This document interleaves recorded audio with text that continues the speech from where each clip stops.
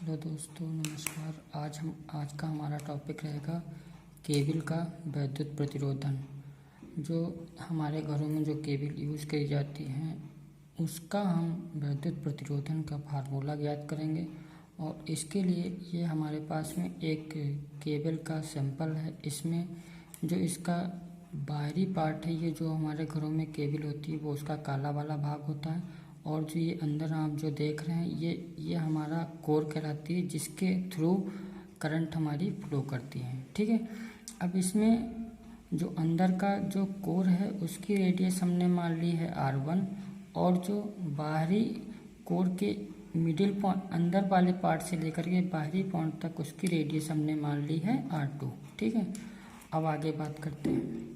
अब मान लीजिए किसी चालक विद्युत प्रतिरोधन लेप में चालक पर प्रयुक्त वोल्टेज द्वारा क्षरण धारा को ओमिक प्रतिरोध को विद्युत प्रतिरोधन कहते हैं। इसका मतलब ये है कि मान लो जो हमारा ये केबल है, इस केबल में जो इसके जो कंडक्टर लगा हुआ है, इसमें करंट फ्लो कर रही है, और किसी भी कारण से इसमें जो कंडक्टर के सरफेस के ऊपर लीकेज करंट फ्लो होती है, तो उसके कारण से जो प्रतिरोध उत्पन्न होता है उसको हम वैद्युत रोधन प्रतिरोध कहते हैं। ठीक है। अब आगे इसके फार्मूला के बारे में हम जानेंगे। तो सबसे पहले आंतरिक त्रिज्या जो कोर है उसकी है R1 हमने ले ली है, और जो बाह्य त्रिज्या है उसको हमने R2 मान लिया है, और केबल की जो लंबाई है यहाँ से लेकर यहाँ तक उसकी हमने L मान लिया है। और ये जो कोर है जिस मटेरियल की बनी है उसकी जो प्रतिरोधकता है वो हमने रो मान ली है। ठीक है। अब आगे बात करेंगे। एक चीज़ और यहाँ पे समझने वाली बात यह है कि जो ये हमें केबल दिखाई दे रही है ये एक प्रकार के बेलन के जैसे दिखाई दे रही है। तो जो कि बेलन का क्षेत्रफल होता है 2 पाई R, जो रेडियस होती है वो, और इसकी लंबाई। ठीक है। अब आगे हम बात करेंगे उसके लिए हमें क्या करना पड़ेगा। जैसे कि हमें पता है प्रतिरोध का फार्मूला क्या होता है, R बराबर रो L बाई ए। ठीक है। जहाँ पर रो किसी भी चालक तार की प्रतिरोधकता है, और L जो है लंबाई है, और ये जो है यहाँ पर उसका क्षेत्रफल है।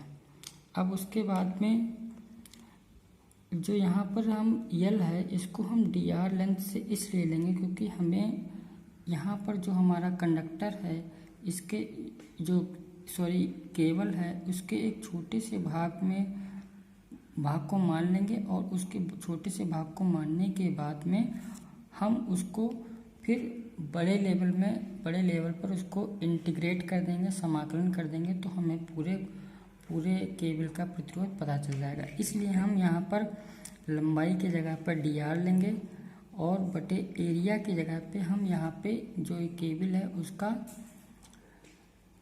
क्षेत्रफल ले लेंगे, जो कि एक बेलन के समान है, जिसका क्षेत्रफल होता है 2 पाई R जो इसकी रेडियस है, टोटल रेडियस, और L जो है वो ये लंबाई है।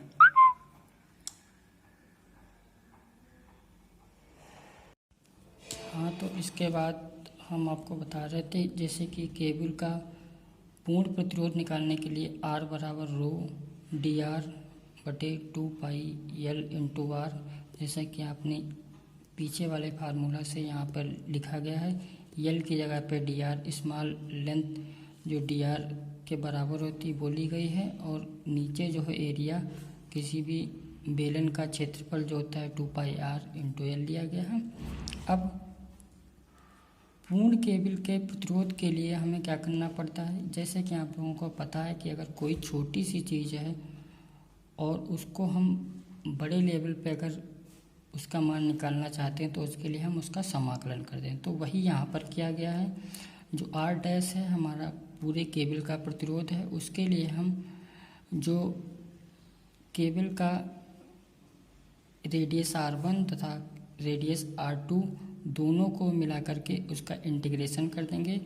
तो यहाँ पर रो dr बटे 2 पाई L इंटू R करेंगे, तो R डैश बराबर इंटीग्रेशन R1 ओवर R2 रो dr बटे 2π/L/r। उसके बाद में यहाँ पर एक चीज़ देखने वाली बात यह है कि रो, 2 और पाई और यल, ये सारे के सारे जो हमारे टर्म हैं ये कांस्टेंट हैं, इसलिए इनको हम बाहर निकाल लेंगे।